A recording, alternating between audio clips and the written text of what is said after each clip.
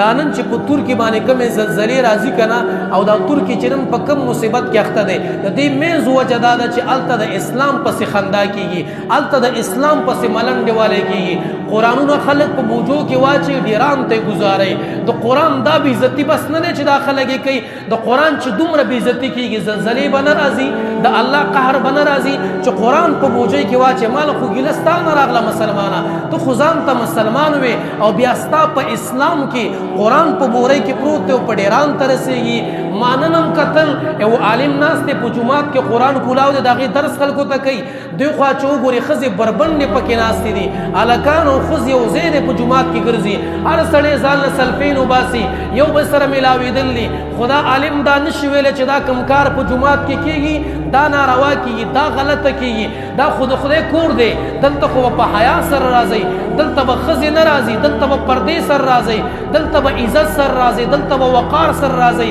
د خدای د کور بې عزتي به نه کې ته چې د خدای د کور بې عزتي کې ته چې د الله د کور پسې ملنډې کې د خدای عذاب به نه راځي موږ به نه تباه کېږو چې د اسلام پورې پکې خنداګانې کېږي د قرآن پسې پې خنداګانې کېږي د شریعت پورې ملنډې والی کېږي زلزلې به پې نه راځي د الله قهر به پې نه راځي خامخا به راځي دا قرآن به الله ته وایي چې الله دا څنګه خلک دي دا څنګه مسلمانان دي دا جوماتونه به الله ته وایي چې الله دا څنګه مسلمانان دي ما کې ښځې هلکان او جنکۍ یو ځای لګې دي خو د ملا په خوله کې دا ژبه نشته دی چې ملا د هغې رد وکړي او د هغې وضاحت وکړي څه وخت کې وه ترکې داسې چې اسلامي حکومت پکې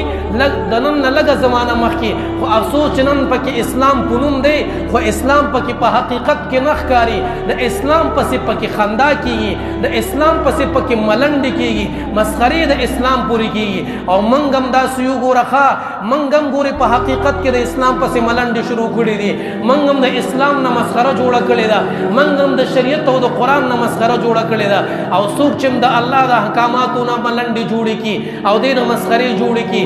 یاد وساتئ دا خو یو قسمه عذاب دی د دې نه مختلف قسمه عذابونه په موږ او تاسو راتلی شي د دې نه سخت عذابونه د الله په موږ او تاسو راتلی شي صحیح معنا کې د اسلام غم پکار دی د حاکمیت سوچ پکار دی د قانون سوچ پکار دی تمام د هر څه نه بالاتر به قرآن وي حکم به د قرآن وي خبره به د قرآن وي چې چلی خبره هغه به د قرآن او د الله او د پیغمبر چلی د دې مقابله کې به د هیچا خبره قابل قبول نه وي د دې مقابله کې به د هیچا قول لا د هیچا خبرې له ترجیح نه ورکولی کېږي نو بیا به موږ په حقیقت کې مسلمانان یو او موږ به مسلمانان حسابي یو ورنه په دې تش نوم باندې موږ مسلمان